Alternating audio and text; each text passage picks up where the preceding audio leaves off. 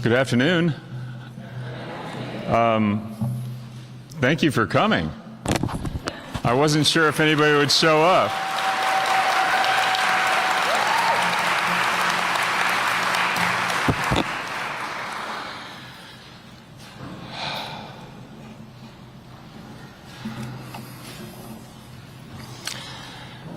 Well, really, thank you all for being here today. This will be my last address officially as mayor, although we do have some business to take care of this week. I do want to acknowledge the presence of my family and friends and my colleagues. I greatly appreciate you making time to be here today. So I'll start by saying that in 2017, it would have been difficult to stand before you and claim that I knew with any certainty what the next 8 years would hold.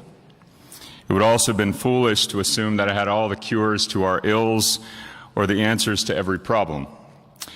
What that really means is that political campaigns and the seasons that we're in seldom reflect the whole future that lies ahead.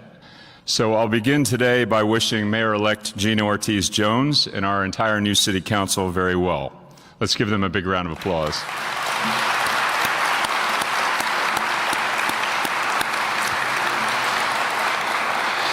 And most importantly, under their leadership, I wish for our city of San Antonio to continue its steady march toward a more resilient, prosperous, and equitable city for all.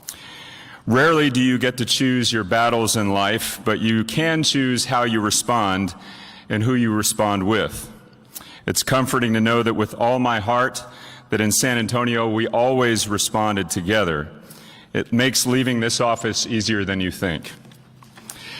We are a city that believes in everyone, no matter what, and believes that everyone is deserving of dignity and respect, and that everyone deserves a chance. A city that lives by Cesar Chavez's words, we cannot seek achievement for ourselves and forget about progress and prosperity for our community. So I'd like to take the time to highlight how this community realizes that progress and prosperity by consistently showing up as a force far greater than the sum of the 1.5 million residents. I entered this building, believe it or not, as a relatively young man. Since that time, this nation has grappled with over a decade that pushed the American dream farther out of reach for working families. But it was a scrappy city in South Texas, one in which more of those families already began well behind the starting line, that has stood unified to say, to hell with narratives, let's do something about it. So as poverty rates have risen sharply in other parts of the country, San Antonio's has started to fall. As unsheltered homelessness surges in cities around the world, San Antonio has brought more of its people under safe roofs. Violent crime is down and great jobs are up. Even still, we know that the work has just begun. Poverty will take generations to heal. So long as there is one resident without a home, there are still more homes to repair and to build. Wages have risen, but not yet enough for a modern city.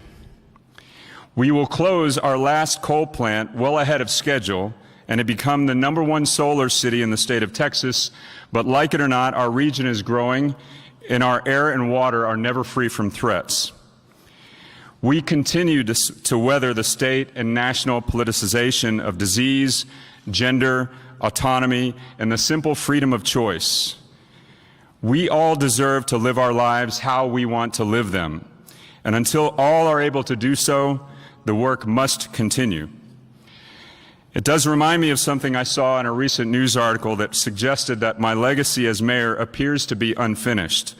And to that I say, well, yes, that was the point.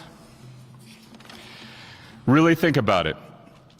Voters in our city collectively said yes to the city's first ever affordable housing bond and rapid transit lines for the first ever time. 8 more years of an expanded pre-K for SA, and over $1 billion in new neighborhood infrastructure projects, and the nation's largest city-funded job training program. We broke ground on the Alamo reimagining and doubling the size of our airport, And we helped Alamo colleges become tuition-free while charting a new path for downtown that's the envy of the world, all within the last 5 years. So yeah, pardon the dust, but we are busy building the best damn city in the United States.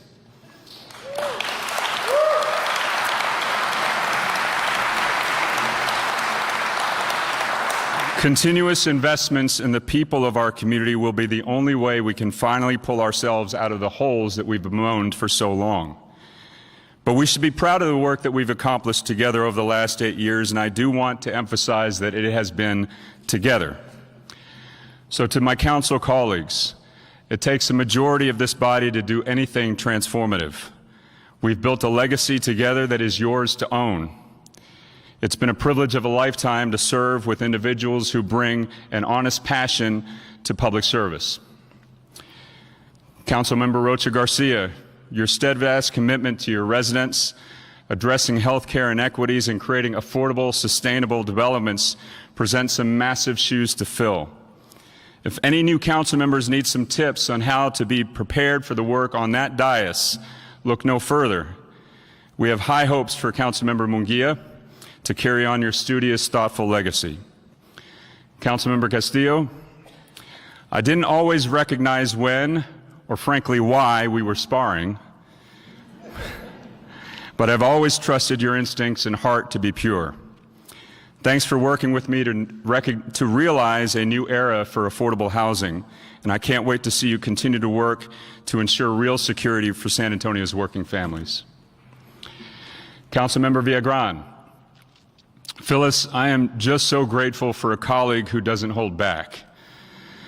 I've learned this over the last 12 years. It is impossible to omit or forget the South Side when there is a Villagran on the dais.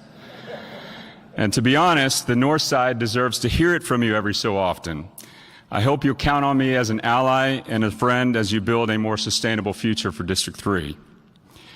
Councilmember Cabello Haverda, it's been great working with you over the last 6 years. The community will remember you for your commitment to transparency in our public safety policies and for your willingness to engage our community on some of the most pressing and difficult issues at City Hall. Councilmember McKee Rodriguez, I have really enjoyed our one-on-ones. You are a genuine article, and the regular exchange of ideas has afforded me the opportunity to learn from the next generation of leaders.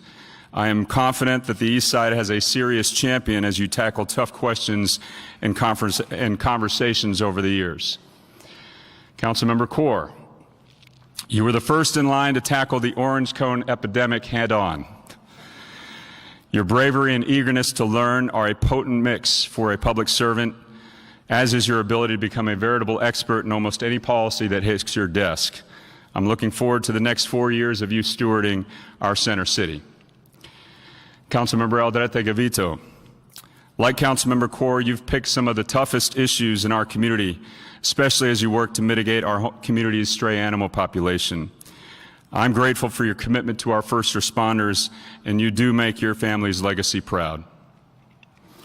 Councilmember White, while we often disagree, you've shown that you bring an open mind to your work. Our best moments together are when we all do that. Thanks for keeping our good-natured banter throughout all these difficult political times. Councilmember Courage, your honesty and integrity are second to none. Thanks for serving as a voice of reason and as a champion for the average San Antonio neighbor. You reminded us that a budget is a moral document, and every decision made in this building should be to help the entire city. And Councilmember Pelaez, behind all those jokes is a truly compassionate heart and a dedicated dad. We are all better for how you weave that into your work. You've been deeply serious about economic development along with San Antonio's role as an international city. And I'm especially grateful for your commitment to our District 8, the place that nurtured my passion for public service. So I would like for all of us to give a big round of applause to the most transformative city council that San Antonio has ever elected.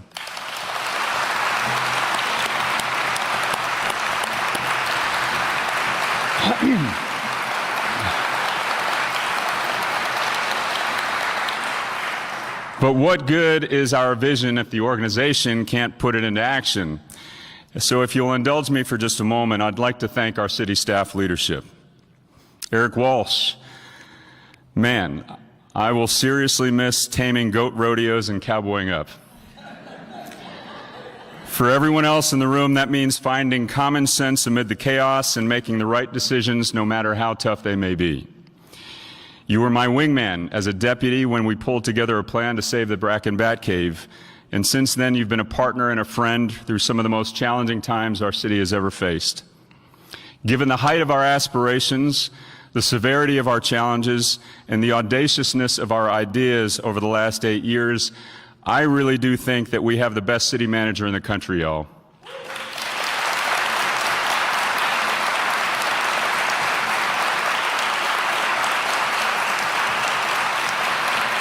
So Eric, please tell Sandra and the kids that we were grateful for them too. To Maria Villagomez and her teams, where would we be without you? The answer is nowhere. I know that leaders in City Hall sometimes measure their dedication by whether or not they stayed as late as Maria that day. But there is really no way to measure how efficient, diligent, or responsive she has been throughout her remarkable career. So thank you, Maria, for your endless reserves of professionalism and candor, and most importantly, your compassion.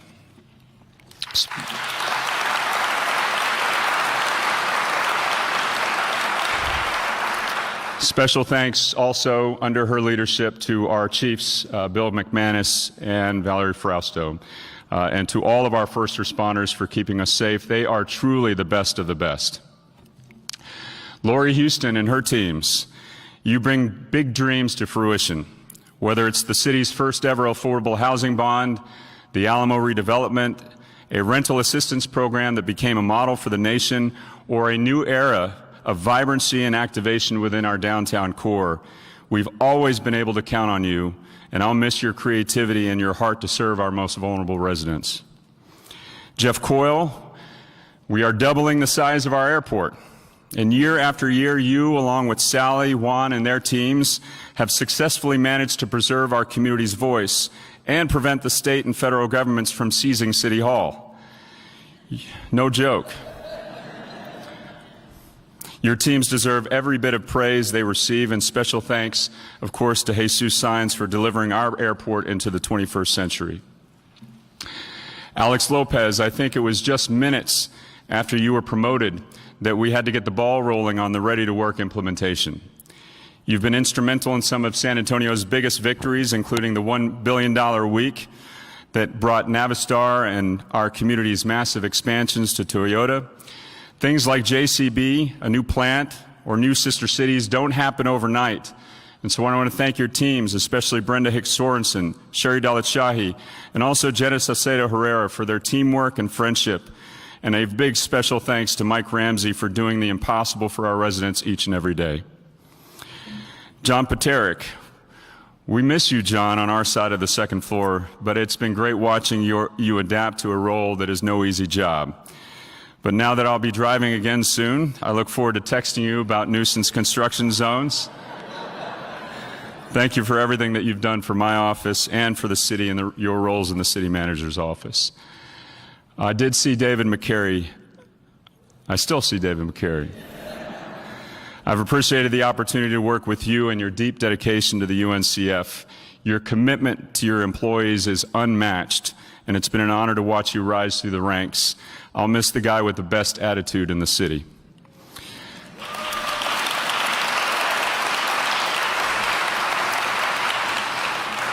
Ben Gorzel, we simply wouldn't know how to do anything without you.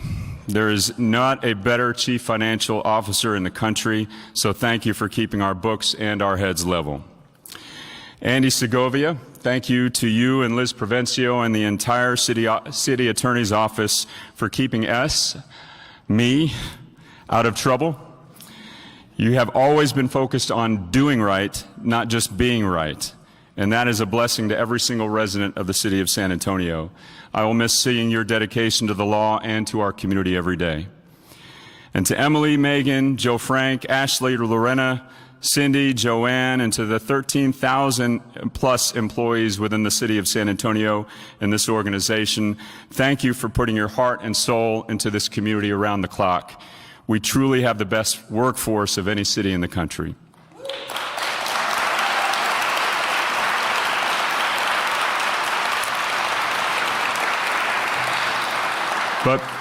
But beyond city staff, elected officials don't operate alone. We each share office space with a team of individuals who work on the residents' behalf to realize our vision and to drive change. They become our family. Thank you to Zach Like, my chief of staff. That job, as you know, is not for the faint of heart. It has been called the hardest job in politics. To have a partner in the office who you trust to have your back, who shares your vision, your passion, and drive for the community you serve, and who always does it without getting the credit he deserves, is truly something remarkable. This I can say to you all with all seriousness, I would not be here without Zach. So indulge me, please, and let's give him a well-deserved round of applause.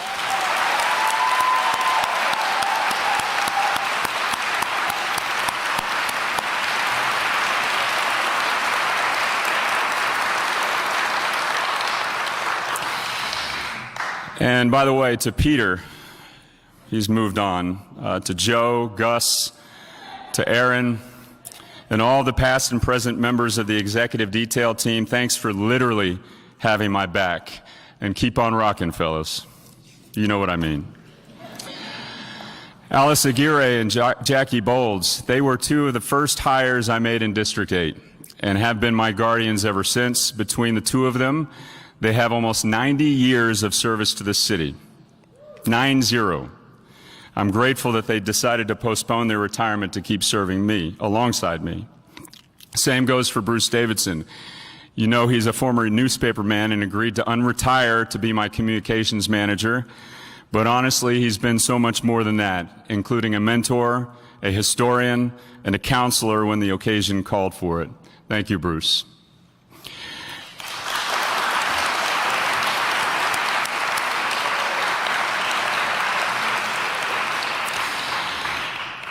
To Victoria, Alex, Isa, and Nadia, and to my former staff, Gabrielle, Juan, Teresa, Rocio, Evelise, Michelle, and so many more, I have been inspired by each and every one of you, and I consider each of you to be exemplary public servants. You could all be working well-paid private sector jobs, but our mission was more important than that. You will always be on our team. And also to Victoria, thanks for your endless sense of humor every time we live through planes, trains, and automobiles. You all might know that I've been packing up my office lately, but I've been delaying taking down my most prized possession in the office, and that's a painting by Cristina Sosa. It depicts a photo taken by my friend John Alonzo and shows me holding my 9-year-old son Jonah's hand while I took the oath of office 8 years ago, standing right there. Jonah's not here today because he's in Japan with the Shirani Foundation, where he will celebrate his 17th birthday. I have him to thank for my passion in public service, which is a life I never planned for. But his daily question to me when he was a toddler and I was on the city council, "How have you made the world better?" continues to be my best guide. Allow me to thank also my dad, Ken. Many of you know him. He's here, for continuing to remind me about the difference between a statesman and a politician. Along with my stepmom, Carol, they are two of the most dedicated campaign volunteers I have ever had. Thank you, guys.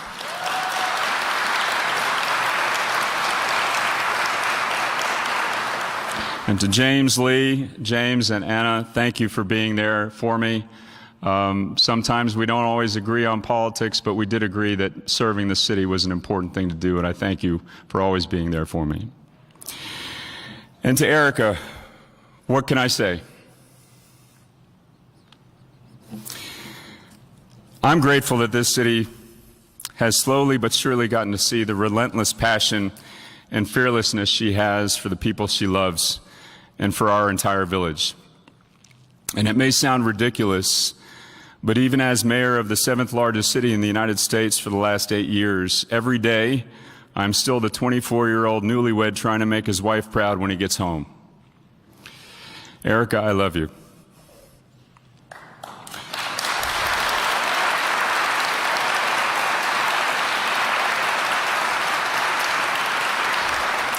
Thank you for letting me and the city you love walk beside you. So this will be my last official address as mayor, and so I want to go back to the power of this community. Everyone in this room knows where they were in March of 2020. But do you remember February 2020? Unemployment was at 3.7%, and months prior we had just announced our best quarter for economic development and job creation in 2 decades. Our city was the fastest growing in the nation. Even then, some 60,000 people relied on our food bank every week to keep meals on the table. Only 26% of our workforce had a post-secondary education, and nearly the same number, 1 in 4 adults, were considered functionally illiterate. Within just a few weeks, over 120,000 residents were in our food bank lines. Unemployment spiked to 13%. The cracks in our city's economic foundation, like so many other communities across the country, were laid bare. We were forced to reckon with the fact that San Antonio had a severe underemployment problem. It's why so many of our neighbors in our city were considered the working poor. They do most of the labor, yet they still bear most of the burdens. Despite all of the growth and economic progress, including the diversification of an economy that once relied almost entirely on our military and our tourism sectors, far too many of our residents still were being left behind. So we had to face a pretty blunt question. Where do we go from here? In short, what we have shown in San Antonio is that you bet the farm on the potential of the people. The path to economic mobility lies at the intersection of housing affordability, education and workforce training, and improved transit infrastructure.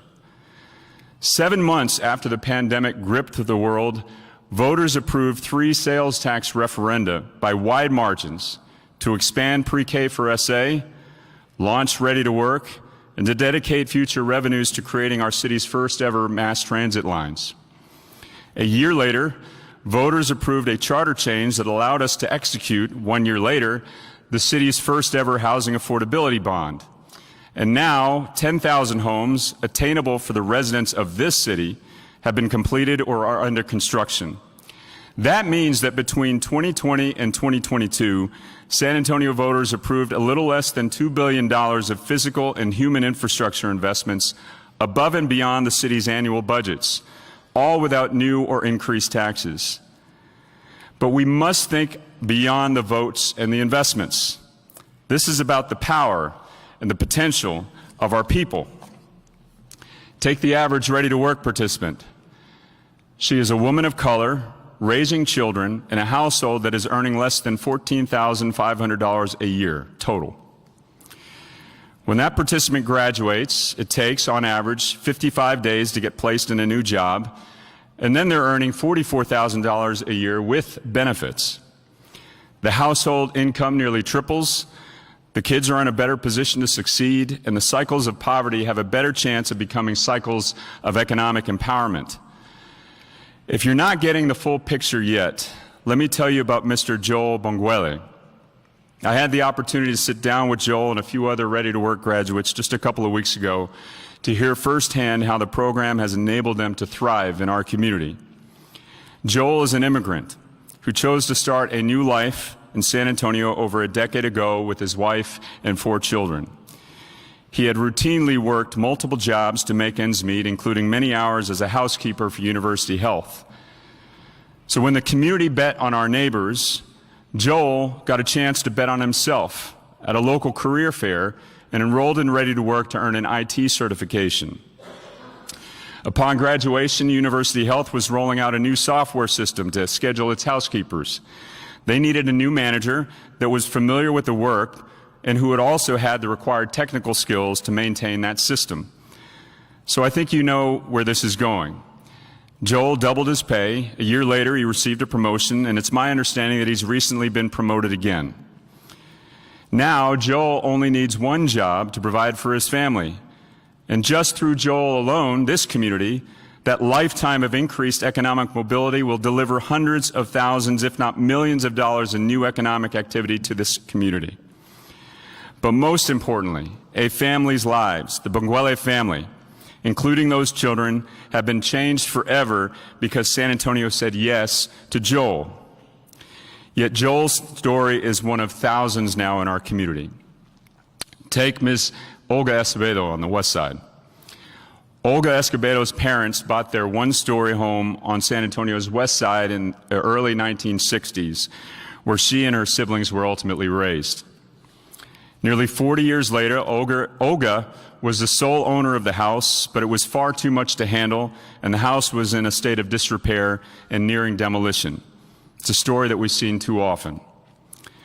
So from the dais behind me, with a little pushing from Terry, we piloted Operation Rebuild, which ultimately saved Miss Escobedo's house, making it as good as new.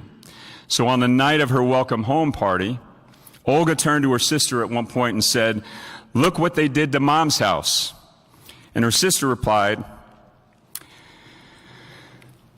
"It's not Mom's house. It's your house now."